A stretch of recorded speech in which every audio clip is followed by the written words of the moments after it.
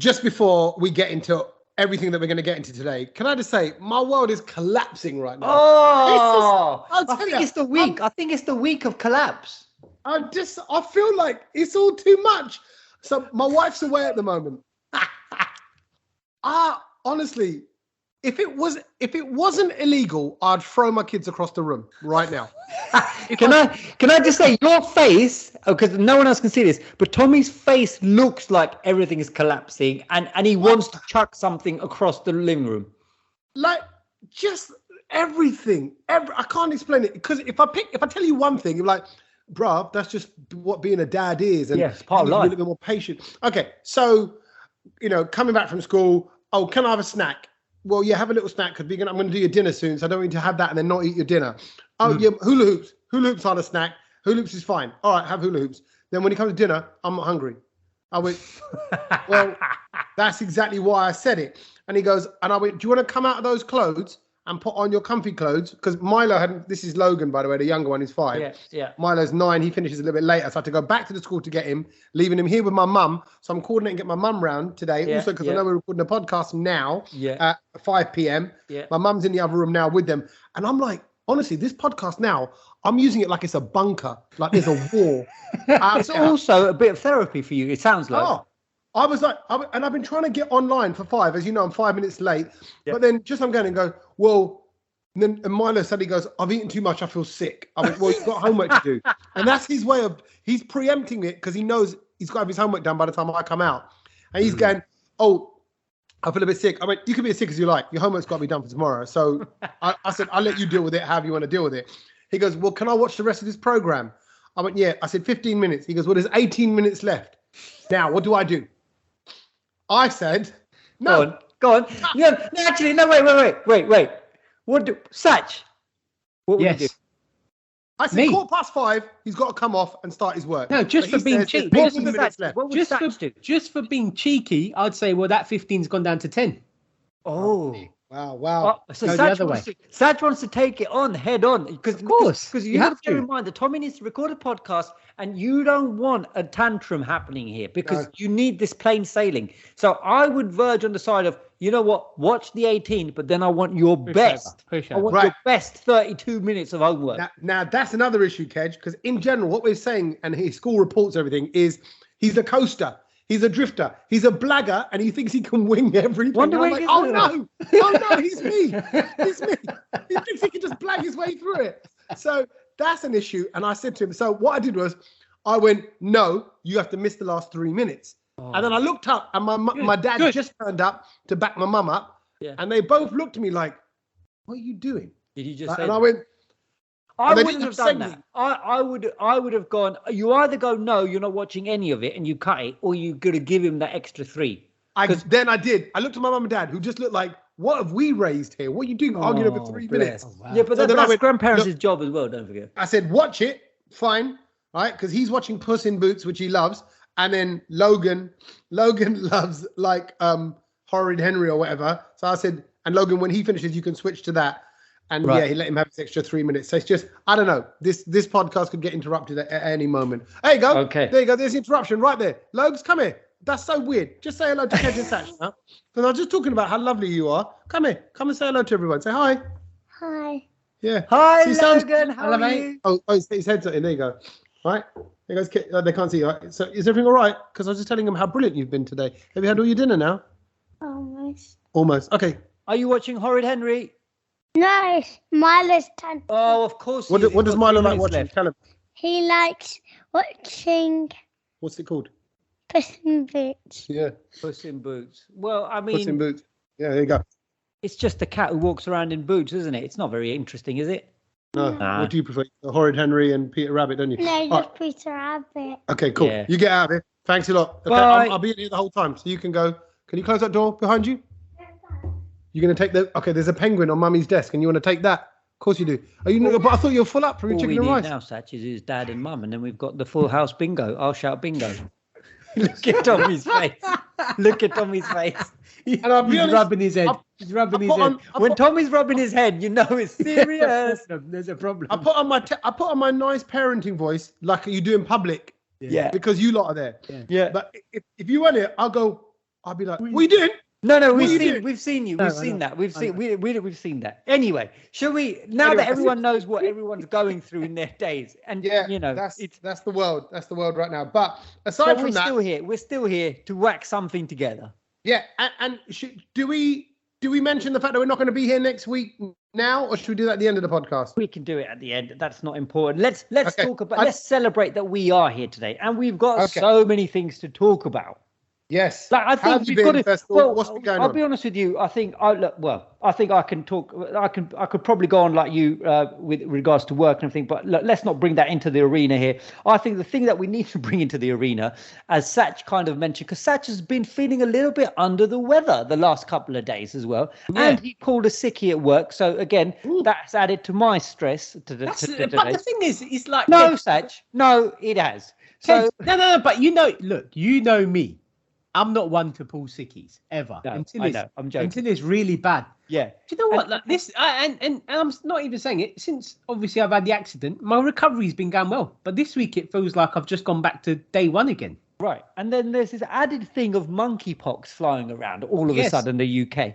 Now, Sach is joking, saying that he might have monkeypox. Well, and then ever since then, I'm like itching my body. And one of the guys at work has got a spot on his arm now. And he goes, what do you reckon, kid? You reckon it's monkeypox? And I was like, can you just stay away from me, please? Because... Oh, hold on. What? So I tell you, all I've seen on monkeypox, because I've just been caught up in my own little world, is someone tweeted something online and said, "Can someone explain monkeypox to me, please?" Well, I think it's basically all the sort of symptoms of trying to identify what it is very similar to COVID. So like the fevers, the headaches, the chills, and then you start getting a rash on your body. Then you start getting the chicken pox, the sort of the rash, and then it starts, filling up the little. And I'm not even joking, Kedge. This morning, I think I messaged you and I said, I feel so rough. Yeah. I've got a spot on my face here. Oh my God. But I don't think that's not. That's not. Spot. Yeah, because it's got to start from a rash. Yes. What? How long does it last? Oh, you got quarantine. You got quarantine for 21 days, isn't it? 3 weeks. Yeah, 3 weeks is what they're saying at the moment, and it's like. But I think the thing that I've seen this week is that it's just all very like it's a bit like deja vu, because it's all the signs of how COVID really started, wasn't it? Yeah, and I think Norway? Someone's actually been the first country to make it like you have to isolate, or wow. And like obviously there's no vaccination, there's no rollout of vaccinations yet, because they don't see it as that bad a thing yet. But then hey, no one thought that coronavirus was going to be that bad when we were in January. But it's, I guess you just got to be aware, keep wearing the mask, and just trying to keep washing your hands. My hands are gone dry again because I keep washing them. Same. Again, but I think that's the real concern. And also on my timeline, I keep seeing people like these photos, which I find it really quite disturbing, of monkeypox. Do you know what I mean? Of the spots. It's horrible. It's not nice. It's horrible. Not nice at all. Yeah. What does it look like? It's like chickenpox on a kid, Tommy, but on adults. But on adults. And where do they pop up? Everywhere. Everywhere on your whole body, mate. Body. Okay. It's like chickenpox, but it's a different animal, basically. Because. Oh, here we go. Now he's going to. Here we go. I didn't realise. Okay. He's had it. 2 months ago. He's had it. There we go. So I thought it was because of nuclear races, because obviously I was in that mud and all that. No, that could be whatever that is as well. What happened? I got spots all over my thigh. One thigh. Yeah, but that's because you're rolling around in mud. But mud's supposed to be good for you. No, I think no, that's gone. And also a bit of flies and all of that's been hovering around. Yeah, okay, I wouldn't worry. If it's one leg. Yeah. It's different. No, it's got. But actually now it's gone. But it was a bit itchy, and I was like, and then I. No, but were they pus? Did they evolve into a pussy type? No, definitely. No. That's they were like a red rash, like a. No, that's just a bit of chafing or something. Yeah, I got big thighs. Okay. That's just your thighs wobbling together. Do you know what I mean? In the mud. But that's how fires start. I tell you. If in doubt, let's call Thunder Thighs Tommy to start the fire. Open jumpy thighs. Got to be dangerous. If I was still in the bin, I was about to be a bushfire. Well, with all that hair as well, yeah. Exactly. Right, but yeah. Okay. So I'm quite surprised actually that Tommy knows nothing about monkeypox, because it's a proper thing, at the moment. You know what? I go into these modes. I don't know about anybody else. Where all of a sudden, so all over the weekend, I was doing stand-up. I was in Leamington. I was in Birmingham. I was in Solihull. I was in Leicester. And it's great. And I'm actually doing lots of stand-up. But that just takes out everything because you're traveling in a car. You don't want to consume anything else. You're done because you're giving your sort of self on stage and to the people. But weirdly, can I just share something else? Because firstly, I went to an amazing little food place, tiny little food place on London Road in Leicester. And it's called Dessert Boutique. Oh, yeah. And it is a dessert place run by a lovely lady. I think her name was Hasmina, something like that. And she makes all the desserts herself. And I saw in her menu that they served up like they do like a desi brunch. Lovely. And I've heard you talk about this kind of stuff. I think they have them around your way, in West London and Leicester and Midlands. But I've never heard anything like that around here, where you can get Bombay sandwiches in your afternoon tea and things like that. And all the pani puris and anyway, it was all looked lovely. So thank you, Yasmina, for looking after us. I actually met a couple of our very avid listeners, Hina and Varsha, who have also given me presents to give to you, me, and all three of us. But we're not together. No. So I can either open those presents right here, right now for all three of us, or let's just wait. Let's just wait. Yeah, I don't think there's a sell-by date, and there's no one scratching inside the box. It's not like a live. Well, if it's we can all open up the monkeypox together. Maybe that's what Martin decided. We don't know. The gift of. But one of the things that came about was on my kind of travels, and I don't know how I got into. Yeah, I think I just saw somewhere. Oh, the Thali. That's what. They explained about Thali. And I think I said to someone, "Oh, does it actually come in a Thaal?" They were like, "No, it comes in like lots of little dishes." And then that's what Thali means. No, yeah. Okay. Sorry. This is where I'm thinking back, because what I remember Thaal as growing up, is you have all the pots molded into one big tray. So I didn't know Thali actually meant lots of different. He's basically thinking of Kedge. You know the square plastic plate you get. Yeah. But instead of it being square, it's metal. But it's made out of steel and it's got all the bit like a prison Thali. Yeah. Yes. In fact, exactly. Right. Okay, I got it. So they got all the dents in it for the different compartments. Now get this. This is the bit I was going to share with you. I suddenly got this huge nostalgia thinking and talking about Thalis, because growing up in East Ham in the 80s, we had metal plates and metal cups, right? And hang on, was this when you were in or out of prison? No, bruv. That was just called normal life. That was called. That's how we roll in East London. Yes. Right. Okay. Metal plates, metal cups, and the nicer metal plates had a little trim around the outside, right? But like right on the outside, just like for 2 millimeters. Yeah. And other than that, they're exactly the same. And then you know what would be fancy? Fancy would be getting that molded Thali I'm talking about, the metal Thali with all the bowls molded into it, like Sach called the prison one, and eating your dinner in that. If you knew there was a sabji, a chicken, some kimbap, And then I remember thinking, right, this is normal, obviously, and I grew up throughout the 80s like that, so I'm like 10, 12 years old. About 12, 13, I go round to my mate's house, Stephen Coppin, and he invites us over. My mum said, you're allowed to come over for a play date. Bruv, I never had a play date before. We lived with all our cousins. So this is brand new territory for me. So I go around to Stephen who? Stephen Coppin. Coppin. Yeah, Coppin. Stephen with a PH, Coppin. So I go around to Stephen Coppin's house and I realise that his mum is going to serve us tea. And I remember thinking, I don't really drink tea, but tea is what they call dinner. Yes. I, as a Desi, when you figure out what tea means, my God, you'll be like, huh? You're like, do you have tea and then dinner? How does that all work? But bruv, you remember, I've lived a sheltered kind of life. Like, you live with your family. You know, we don't mix with anyone other than your cousins. You've lived a Thali life. Thali life, right? Yeah, exactly. Forget thug life. Yeah. Thal life, right? And then they serve up the dinner, and bruv, it was the first time I think probably in my life, I can't think of a memory before then, where we ate on ceramic nice plates. Wow. But yeah, well done. It happened at the age of 12. And separate bowls for whatever. I'm like, wow. It's not connected. It's separate. So what?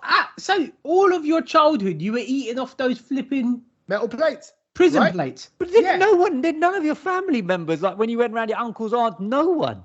What? No. Well, they all lived in the same house, mate. Even when we'd have big cousin parties, when everyone comes over, because we all lived, there's like literally about 70, 80 cousins, all within about a mile of each other. 7 or 8 houses, 4 or 5 people in each house, plus their kids, their husbands, and other people like that. It easy got there. Now there's about 150, 160 people, all within 3 miles of my house. All family, all my buas, tayas, chachas, mussies, kids. So they're all local. Anyway, so then they also all hang out. But when they do mass eating like that, that would definitely be in plastic thaalis to serve the masses. Bam, bam, bam, bam, bam. Keep it knocking out. So all I knew was Thaal life. And then you get into this kind of ceramic plate life. But it was soon after that moment round at Stephen Coppin's house that my sisters, who are now a bit older, went, hey, mum and dad, enough. There was like a revolution. Right. The rebellion started. Yeah. We need proper plates. We deserve proper plates. We aren't lose anymore. We switched to plates. Can I tell you something? To this day, and even back then, I didn't support the rebellion. I'm a Thaal man, and I prefer my food in a metal Thaal. So I just wanted to put it out there to you boys and the people listening to Brown Node. Come on, nothing beats food out of a metal Thaal. It tastes better. I mean, I don't care. As you all know, that I love going to Masala Zone. I love eating out of a metal plate. And actually, no one will know this, but to this day, I still have a metal cup by the sink, which I will drink water out of. Why is that? It's good for you, and it tastes beautiful. It does, doesn't it? That is disgusting. Do you know what? Honestly, I can't believe both of you. I still do it. It's a little cup, but I still keep it. It's just a habit from childhood. I can't eat out of a still anything, and I definitely cannot drink any water out of anything still because it makes me sick. I can't even put it to my lips or anything. Why? Sach, it just tastes beautiful. Definitely not. I can just feel it right now. I can feel the metal on my lips. Never. Really? Never. But doesn't the water feel crisper and colder? When you put a Ribena, it's cold, it's crisp. Everything just tastes like metal. Nah, you put Ribena with ice into a metal cup. Kedge is that guy that puts that metal thing in his mouth in the morning anyway. So, putting a cup tongue cleaner. The tongue cleaner. That's what I mean. That's just dirty. I can't eat out of a metal plate. I've never eaten out of a metal plate. Once when I actually went to India, I remember, and they gave me food out of a metal plate. I didn't eat it. Right. Fine. You're missing out, Sach. No, it's not. I just can't eat out of a metal. I prefer plastic. If you give me the compartment. Oh, that's that. No, because if your if your like food, if your shark, as you put it, is too hot, that bit of the plastic tray goes soft. Whereas with the metal one, it's compartmental zoning. And it keeps it nice and warm. It keeps it all exact. I'm with you. The day still stays cold. Cold because it's on the cold. But look, that's why. This is way ahead. Eating no. And I'm sorry. And also, there is a scientific thinking about it as well, because also the reason why they have it in, they have the small sort of little round cups to put the curries in and all of that. That was because it was already pre-portioned for you. That's why no one in India was ever fat, overweight, no health issues. Everyone was eating just what was needed, and they got everything in there. Enough subsidy, enough nutrients going into your body. Look into the history of the thali. Yeah, funny you say that. I did, and I'm going to bring up some of this in my things we've learned at the end. Ooh, but there's loads of real wisdom to the thali here. I feel like I'm turning into my dad. Oh, everything Indian is amazing. It is. He says, but the whole point, like you said, with the portion size, the whole point of the thali was to provide a wholesome meal. Exactly. Right? And get this, they worked out back in the day. I'm talking hundreds and hundreds of years ago. They worked out that we've got 6 distinct tastes: sweet, salt, bitter, sour, spicy, and astringent. Astringent. I don't know what that means. I don't even know what that means. Yeah, I was going to say. If you're stringent. I mean, to be fair, if all of that's on a metal plate, the only thing you're tasting is metal. So no, I disagree. And to think of it, obviously you're saying, it's all well and good, like, it keeps everything warm. Well, then, if that's the case, why don't they use them in, like, when you go to a fancy restaurant, they keep the ceramic plate hot when your food comes out. You can't. They have to heat it up. They have to heat it up. That's what I mean, though, Sach. This is a first world problem. They have to keep them warm. Whereas if you served it on a thali, And also, the lifted edges means there's no spillage because your hands will, because when you're pushing the rice, the curry around with the roti, it's only going to hit the side and it bounces back in, and it's a better scoop, so you can Border Patrol. Exactly, keeps it tight, and it's all one big kidgero in the middle of your plate, and that's fine. Love it. Wow. You do get the cucumber illegal immigrant that jumps the border and goes into the day. I mean, I keep the day. To be fair, I get rid of the day. I don't like day mixing with any of that kind of thing. So that goes straight out. So it's outside the parameters. There's no mixing. I pretend that my roti is border police. And they go, "Oi, get back over." Yeah, you got to keep pushing. You got to keep crowd control, mate. Can't get the rice spilling out. I never knew you guys were such big fans of rims. Mate, the rim is game changing. And did you hear? Like, I know we're talking about food and everything, but I think the other big story of the week was the guy and the Big Mac record. Yes. Did you hear that, Sach? No, I knew it. Sach, give us the lowdown. Wasn't it something like 32,000 Big Macs? 32,340 Big Macs. He's eaten a Big Mac every day for the last 50 years. It was the 50-year anniversary eating Big Macs every day. His name is Donald Gorska from Wisconsin, and he celebrated this big feat on the 17th of May. He's 68 years old, and he's managed to eat one every day. He's fine. He's healthy. I mean, he just looks like a normal American with a dodgy ponytail and a receding hairline. I don't think he's healthy, though, Gage. Well, we don't know the inside. We don't know the insides of him yet, but I mean, look, mate, he's eating over 30,000 Big Macs. Some days he would have 2 a day. I think I was reading that he spent over 100 grand on. Yeah, that's how long it's taken him. Yeah, based at three quid a Big Mac, roughly. Yeah, that's about right. Yeah, that is. But imagine this story. Okay, people are going to go, "Oh, that's disgusting." How and all that. But where I want to congratulate him is that he started this in 1999. Oh, no, sorry. In 1999, he'd already eaten 15,000, and that was a record back then. Oh, wow. So, but if it's 50 years, obviously it was way before that. But just imagine, 50 years ago, this man decided, I'm going to do this, right? Now, I like breaking things down. There was no internet. There was no social media, right? All he must have thought is, if I eat, let's just say, Big Macs for a year, I might get a little column inch in the local Wisconsin newspaper. Yeah. Right? That's it. And then he thought, oh, let's go 2 years. But the era of the internet, email, Facebook, social media, Instagram, digital world, everyone reads everything on a digital platform. This story has become massive. And I've got to rate him for that, because no one would have known this. Yeah. No. Guinness Book of Records was just a book and that's it. And you wouldn't have known about this. But now he's transcended the whole of the digital age. That's incredible. Surely Macca's should just give it.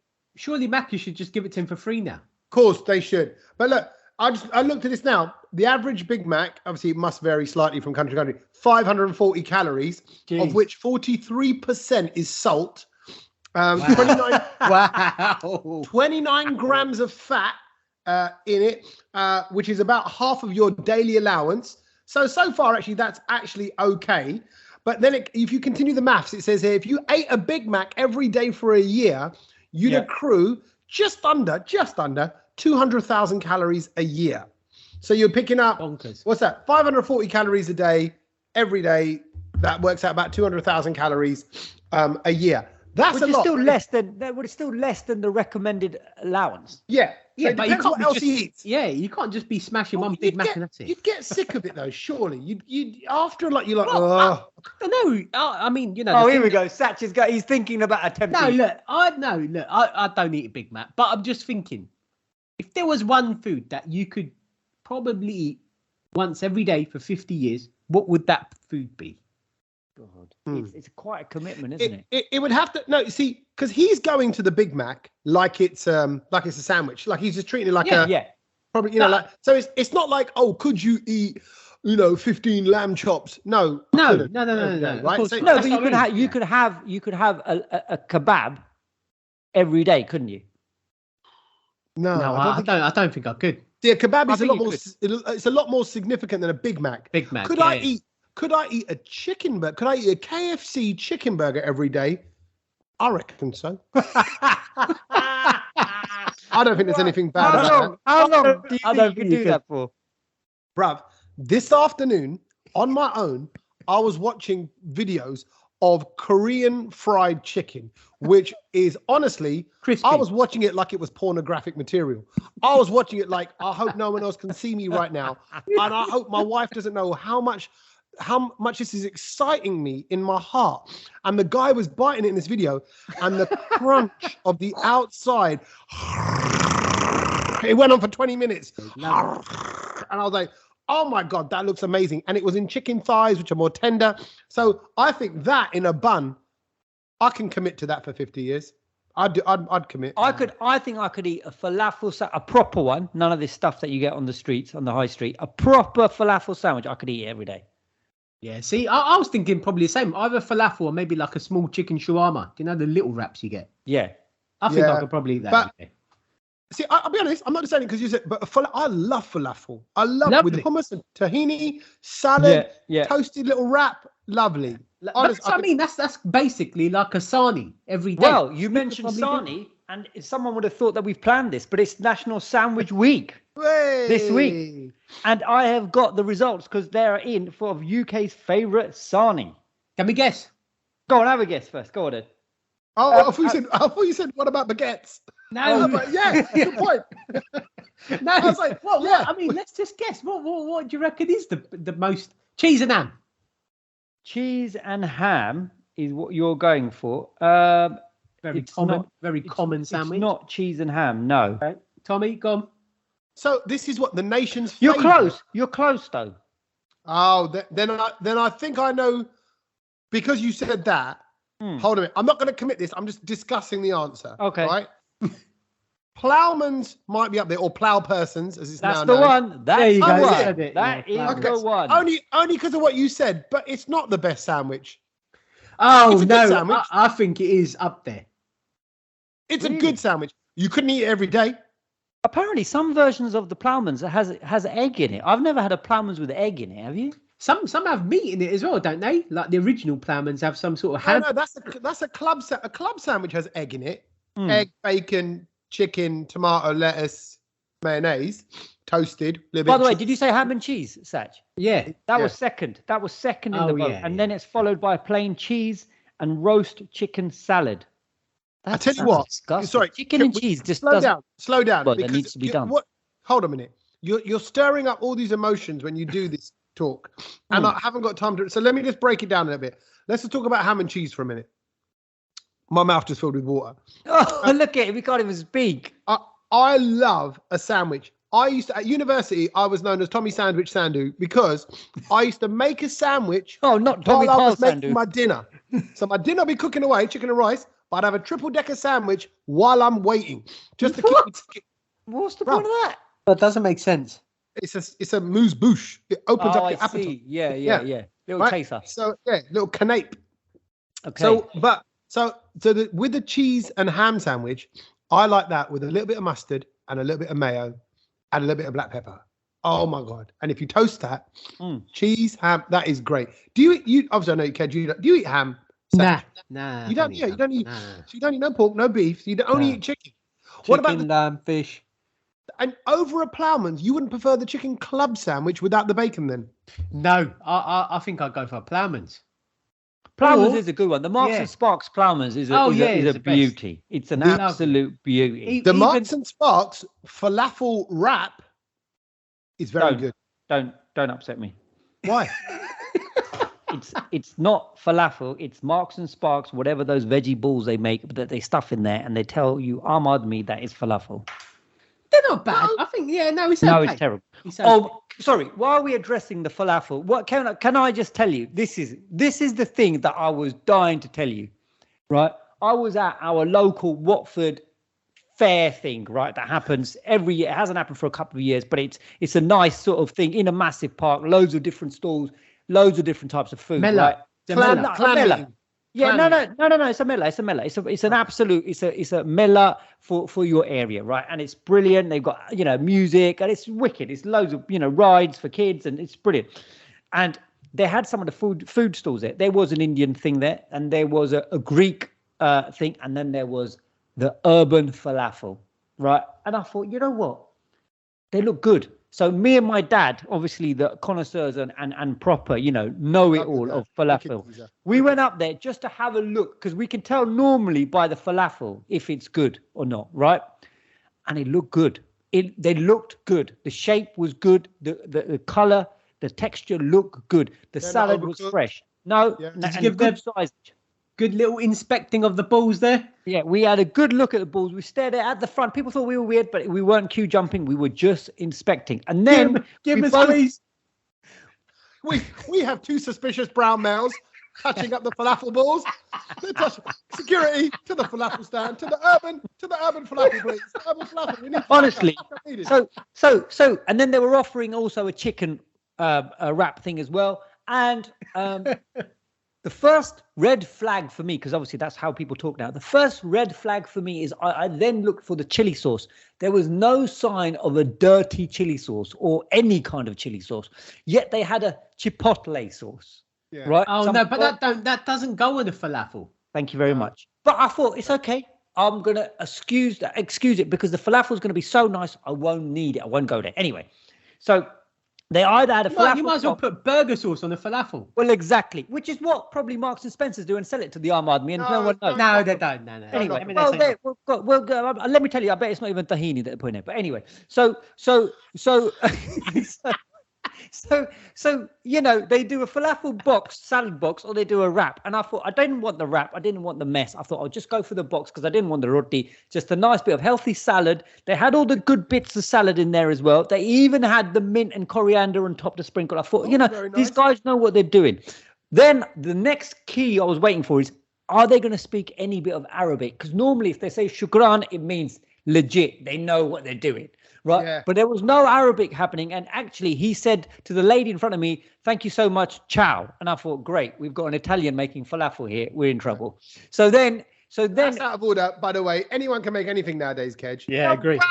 No. But I'm talking about the high standards of falafel that need to be reached. OK, because like you said, any old Joe or Karen can make a falafel nowadays. So I got the box. And he picked out the falafel and he said, tahini. I said, yeah, whack it on there. And he had a bit of hummus. Wicked. Right. Got it. And me and my dad sat down and we went, you going first? You go first. No, you go first. So I went, I had a nice big ball, scooped a bit of tahini, scooped a bit of hummus on it. And were you and your dad sharing it? Or did you we were sharing it because we thought, we don't want to waste and it might not be good. Taster. Yeah. My God. That falafel didn't taste of anything. Oh, there was no flavor. There was no salt. It was terrible. And I just thought that guy is minting it. The queue that he had, and that he was selling so-called falafel to the Aam Aadmi, the English public, who don't know what this is. You just put sauce on it and you give it to them and they go, yeah, we're eating healthy. And my dad goes, do you remember, Kedge, when you were 10, he said, and this is my dad, he goes, I told you, I said I should get an ice cream van and sell falafel in it. You should have. His falafels are banging, by the way. I know. And I said, I know, Dad. I said, but what can you do? And he goes, look at this. And we were so upset. And I just want to say as a plea to people who try falafel, don't buy the rubbish. Go just look for the original stuff wherever you can because it's game changer. Don't just eat it because it's vegetarian or you think it has low calories. Or you know what? Desis can so make falafel. No, they can't. No, they can. No, they can't. Don't start on this because I've got aunties and stuff who make it. And I'm sorry, they put other stuff in it like dal. I'm sorry, that doesn't belong. That doesn't belong in a falafel. No, I agree that. But what I mean, if they stick to the recipe, it's just like a kofta ball. This is the problem. It's like Jamie Oliver telling you how to make kofta. It's Jamie Oliver's recipe. Therefore, how does Jamie Oliver know how to make your grand's kofta? He doesn't. That's the problem. This is what I mean. You're getting gore chefs telling you how to make other people's food, which they've learned.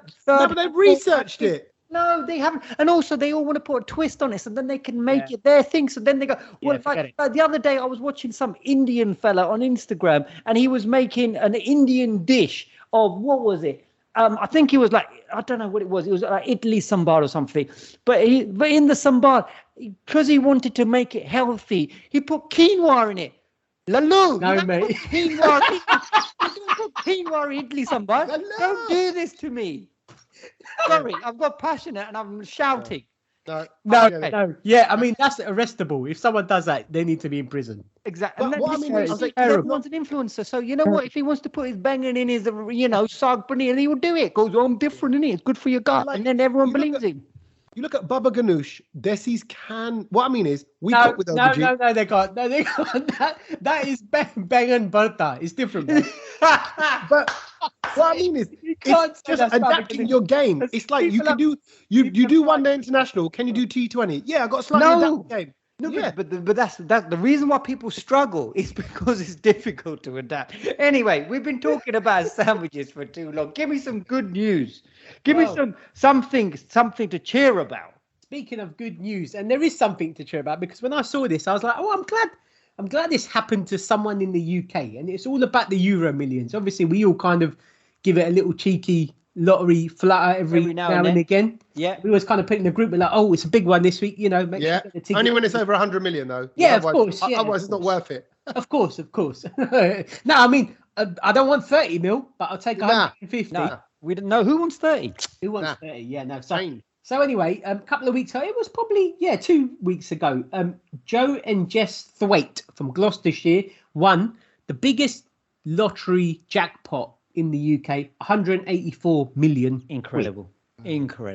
But it's only last week where they came out with it sort of being public, because obviously, you get to choose. Yeah. If you want your name sort of put to it. Yeah. Or not. And then I was kind of thinking about it. I was like, if that was me, would I want people to know that I won 184 million quid?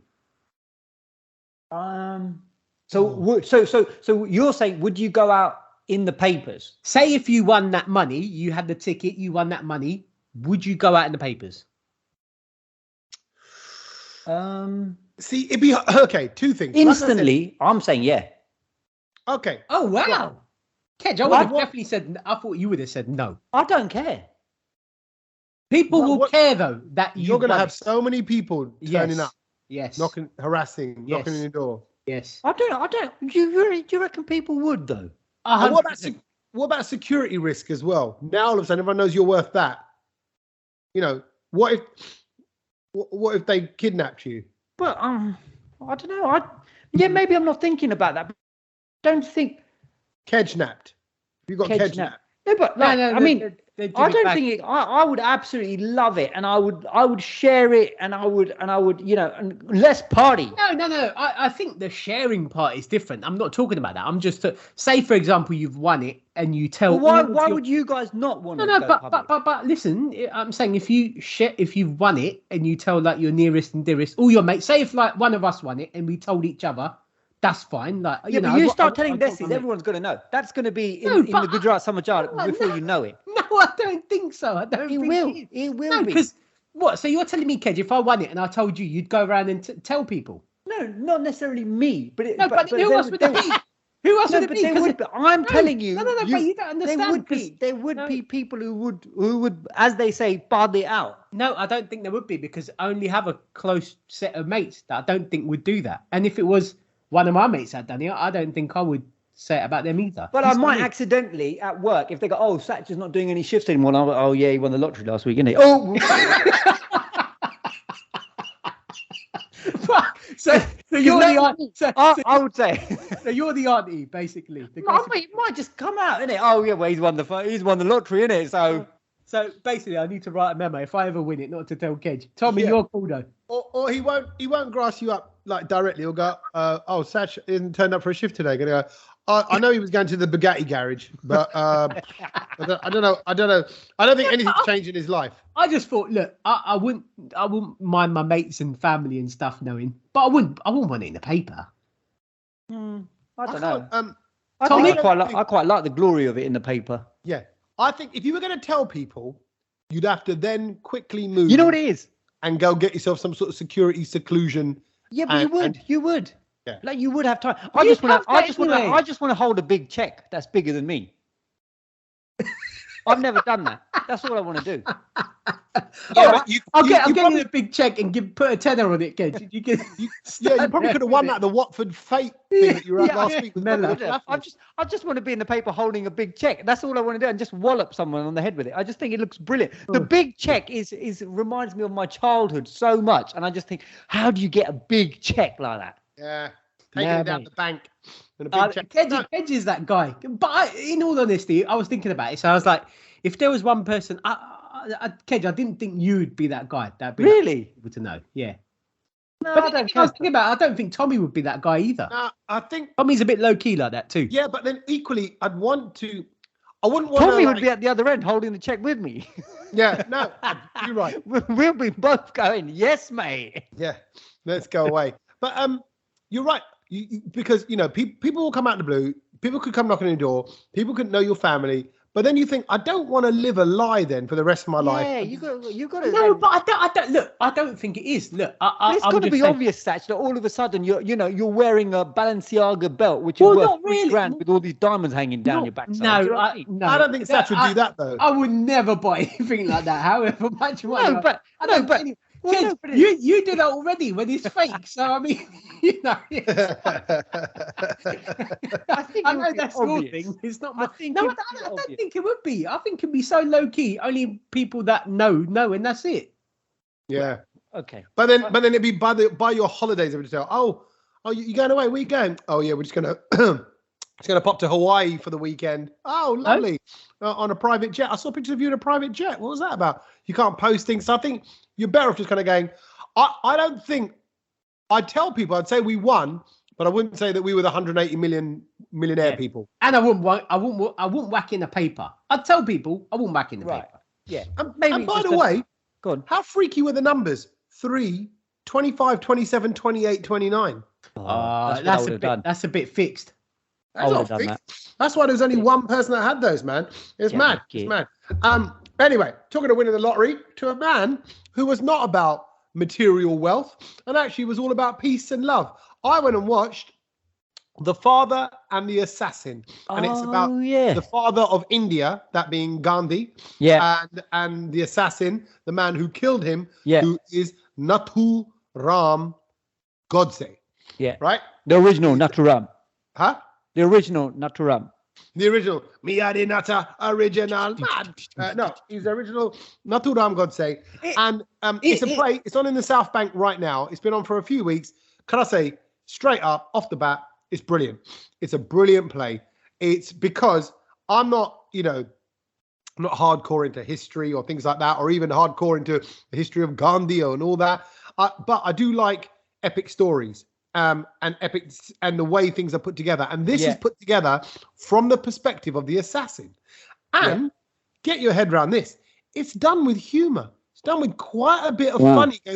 So I don't really like righteous stuff like, oh yeah, this happened and this happened. Very serious. That's hard to take. I mean, sometimes it's important to understand those things, but sometimes it's hard to consume in terms of a theatre or a play or a film or something else. Even, by the way, even some of these kind of motivational books that I'm into right now and all this kind of how to get your head around life and stuff, after a bit, they sort of do you nutting. You're like, man, just lighten it up. I hate stuff like that. And anyway, but this is great. It's called The Father and the Assassin. It's on at the National Theatre and it's in London. And it was a great story about, the assassin and what led up to him assassinating Gandhi. But like I said, I don't want to spoil anything. They do it in a funny, very real way. And it's done with a brilliant cast and a clever little stage that rotates. Brilliant actors. And it's good. Honestly, I couldn't recommend it enough. It's funny when you actually, because you mentioned it to us and you said that you were going to watch it with your old man. Is that right?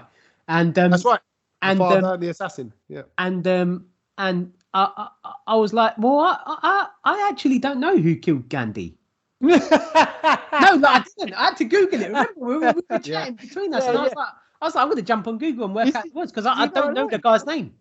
Yeah, but I won't. This is not a spoiler. I've watched this kind of thing before. I watched a play in India, which is exactly the same as this years ago. It was called Gandhi versus Godse, and it was the same concept about this.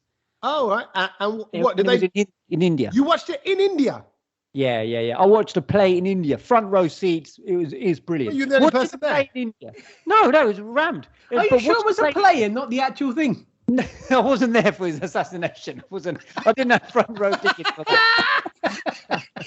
Are you sure they didn't think you were Gandhi because of your? Well, I'll tell you what though, it did. That's the only thing that ever was in my head growing up, because my dad would just make me watch that film over and over again. I'm like, does this film ever end? Yeah, does it ever end? I knew that in the whole of the script and what happens in that film, because that's all we had to watch. We just, it starts off with the assassination, then he goes, and then I'll never forget. There's a scene when he's on a train going to South Africa. All of these, and then there's that bit where the soldier always says it, and I always used to find it hilarious because it was an English soldier, and he was obviously looking for Gandhi, and he goes, "I want Gandhi. I want Gandhi," and it just makes you laugh when you're little. Do you know what I mean? It's like, what, brother? Why are you so stressed? Yeah, but this one, when they look at it like from the Nathuram's side, so there's so much that comes out from it. Was he gangster? Was he gangster? Not at all. No. He was raised, when he was born, he was raised as a girl because all of his previous brothers born before him had died. So the mum and dad went, hang on a minute, they got I think it was like a vision or something like that, or a message that they got down saying, well, if we raise this one like a girl, then he won't die. And he didn't. Then he got to an age where he rebelled and was told his mum and dad, enough, I want to be a man. And that, I think, weirdly, one of the messages in the story is what made him the way he did, what made him stand up against a man who only wanted peace and all that kind of stuff. And it's all, so there's lots of, how, Kedge, you always say with these great TV shows, whatever that we watch, the layered messages, Westworld, the layered messages of Ozark, the layered messages of Winning Time, whatever it is, those little bits of wisdom. There's lots of that in there. They touch on the colonialism and all that. Honestly, it's a good one. If you're not a normal theatre goer, go and check out Father and the Assassin. How long is it? Oh, play length, about an hour, the first half, hour and a bit, and then break, and then another half an hour, 40 minutes. Okay, that's something like that. Not 5 hours. Maybe a couple of hours, something like that. It felt about a couple of hours with a little break in it. So, and talking of deep layers, things I've seen this week, it's the new film that's out in the cinemas, Everything, Everywhere, All at Once. I don't know if you guys, I think I've mentioned this before. Isn't that a Squid Game sort of level? It's got obviously Chinese actors in it, and it's got that fella from Goonies, Data, if you remember him as a child. He's now obviously a grown-up person. He was in Temple of Doom as well. So funny enough, Kedge, I only read the synopsis of this film the other day. You don't, and I couldn't even get my head around the synopsis. Don't read it. Don't read it, because you just watch the trailer and you'll go, "What did I just watch?" Incredible trailer. But then you watch it and it is brilliant. It's got Jamie Lee Curtis. I didn't even recognize Jamie Lee Curtis in it. Wow. Oh my God, she plays a wicked role in it. And it's got a brilliant message to everyone about life. I'm not going to say what it is. Watch it. It does. When you see the trailer, you think, oh my God, this is like The Matrix meets Westworld meets all of those kind of Inception kind of crazy things like that. But it's not like that. Just take it all in, because it literally is Everything Everywhere All at Once coming at you at the screen. Right. Just let it go into you. It's described as, and this is the genre, an absurdist comedy drama. Yeah. The film's a swirl of genre anarchy. So they're just messing with genres. It's so cleverly done. It's got black comedy, science fiction, fantasy, martial arts, and animation. It's just bonkers. Everything. It's in the cinema or in certain apps that you might have downloaded onto your telly, which I don't know about. So that's what I've seen. What? No, I'm just saying. Nowadays there's apps that people download onto the telly. It might be on that. Oh, is there? Oh, okay. Yeah. That's what I'm saying. The thing that I watched, and I'm a bit late to the game with this, is I finished up Top Boy, which was great. In the right order. I know. Yeah, in the right order. I know neither of you boys watch it, but it was really good, and the ending of it was epic because there was a massive twist that I didn't expect, and now I'm looking forward to the next season. I was going to say, so the next season is beckoning. It's going to happen. But the thing that I want to talk about, it's not something I watched, it's something that I heard, and it was an audio book. Patrice Evra's autobiography. Oh. Kedge. But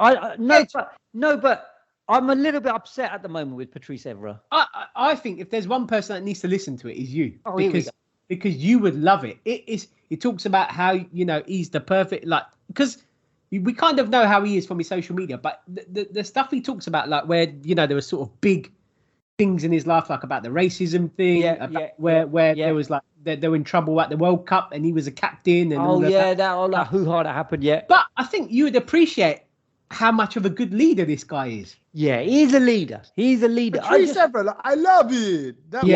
He's a very jokey guy on social media, but his book is incredible. Yeah, and it was funny, we were talking about that. You don't get people like that nowadays, you know, the real leaders who are going to pull everyone through. And he was a real leader, and he talks about, obviously, he's talking about Man United and, you know, working with like the best there and stuff like that. But it's wicked. If there's a book that you want to get into, 100% recommend that. Okay, well, since you've mentioned the football, shall we just quickly round up our fantasy Premier League, because that's obviously come to an end now. Still going. So, it's finished now. Tom. So it's done and dusted. But I think it's only right we mention the winners of the Brownlow League. Yes. And I've got to say, it's an impressive 2,496 points. It's massive by Taj Kent, who I believe we met at the cricket. I believe this fella. Well done to you. Second was Rishi Nair, and third was Hitesh Parmar, who edged it by 1 point into third place. Oh, wow. And I've got to say, Taj Kent only came first in the last week. So he pulled it back in the last week. Really? Absolutely. That is amazing. And I mean, I tell you, it was a big race. And you know what? Everyone's done better this year than last year. Kid, you done well. 15. I was there. Well, as I always say, it's not how it is. You know, week 1, week 3, week 7, week 10. It's about how you finished. And I had a late push. Very good. A late push. That was how you were born as well, wasn't it? Absolutely. 6 days late. I was supposed to be born on Christmas Day. It was a late push. To be fair, it was the help of a few bumpy rides as well from my uncle. I think your mum went down to that Watford Mela, had the falafel, went on a bumpy ride, and out you popped. No wonder it was funny. It was a very hot curry as well she had. And 6 days later. So you came 15th. Yeah. I came 31st. Tommy, I'm still scrolling. Yeah, I don't know. I think he's falling off. I think he's falling off the list. I don't think I've looked at fantasy football for about 2-3 months. I gave up. You know what? It's too much of a commitment. I tell you what I've been into the last 2 months is the IPL. And by the way, the IPL... Just very quickly about the fantasy football before we wrap it up. Kedge, me and you are in a work one, aren't we, with everyone else? Yeah. Did you see where we came in the league? I did indeed. Running it. Top two. 1 and 2.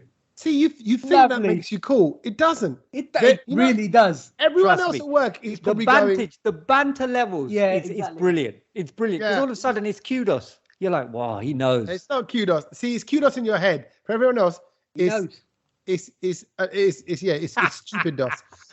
It's a bunch of dosses. That's what they're thinking of because there's nothing else to do. But the IPL's great. It's into playoff season. So there's 10 teams. By the way, your lot, Gujarat Titans, are doing incredibly. Did they win today? I think they've just with the results still going on. I think it's still going. It should nearly be done. Let's see if they're going to win. Because the exciting thing is, so into playoffs, the top teams are now Gujarat versus Rajasthan. They're playing right now. They're 85 for 2, ninth over. So 85 for 2. They should do that. They got to get 188. But the exciting thing is, whoever wins out of these two goes through to the final. The Gujarat Titans have only just joined the IPL this season. And the final, where is it? Modi Stadium, Ahmedabad, Gujarat. Of course it is. So, and even if Gujarat Titans lose, they'll get to play the winner out of 3 and 4, and then a chance to play if they win that, chance to play Rajasthan Royals again for the final in Ahmedabad as well. So they might have 2 games in Ahmedabad as well. So honestly, I'm loving IPL. Is so exciting. Well, and it's got way better and way more than football. I mean, you know what it is? Because I only like West Ham and I don't care about anyone else. Right. So, whereas with IPL, I love them all. I just think, you love them all? He loves them all. He loves them all. What's your name? Ranveer Singh? Yeah, I am. That was the UK. Well played, the UK have sent the UK have sent me over to India. You're the equivalent of Ranveer Singh to people in India. And I'm sorry, this whole Gujarat winning and the things going to be in Ahmedabad, it's a bit suspect, isn't it?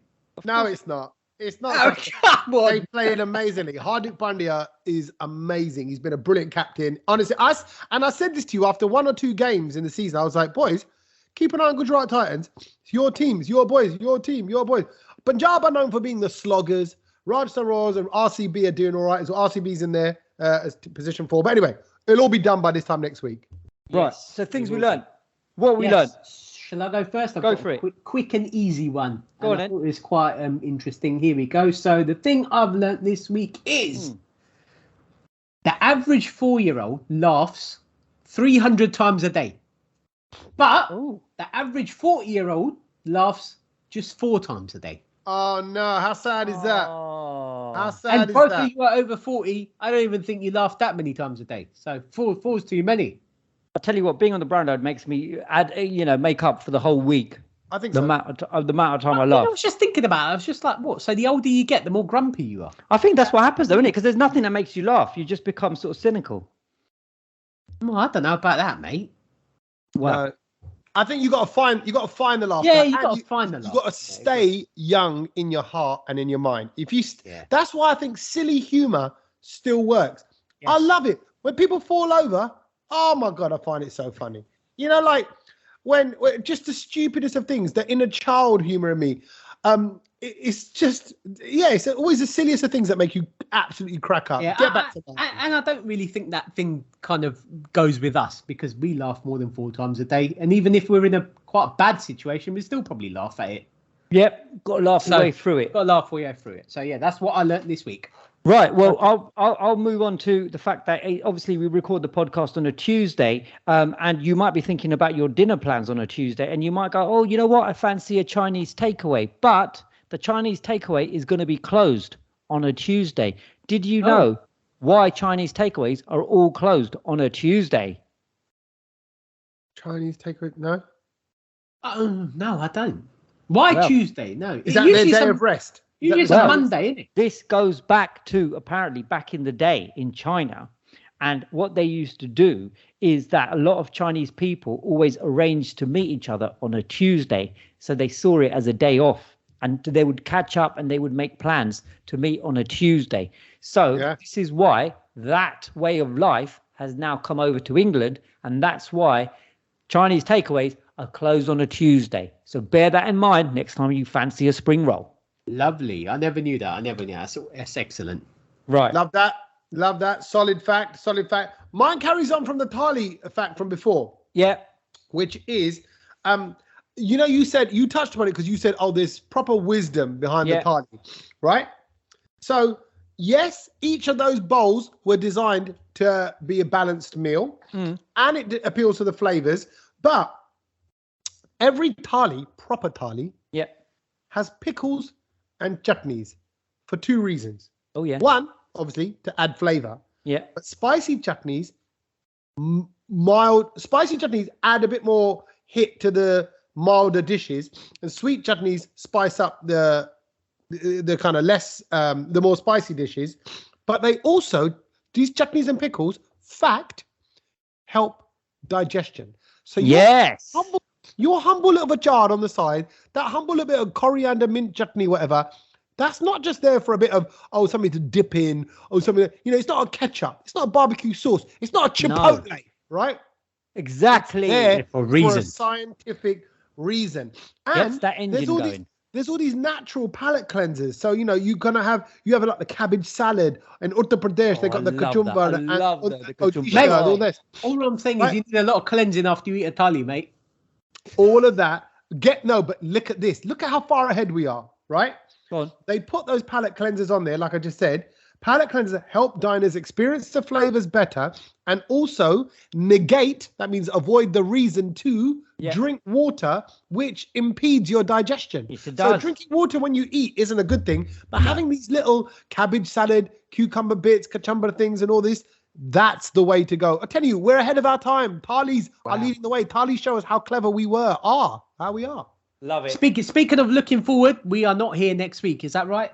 We're all the way. Yeah, I think we're just going to take an annual leave off because you know what? We don't have to answer to anybody. We decide the rules, and we've decided we're going to take a week off. Well, I tell you what's always happened. Like, you know how some women's cycles get in sync with each other when they all live together.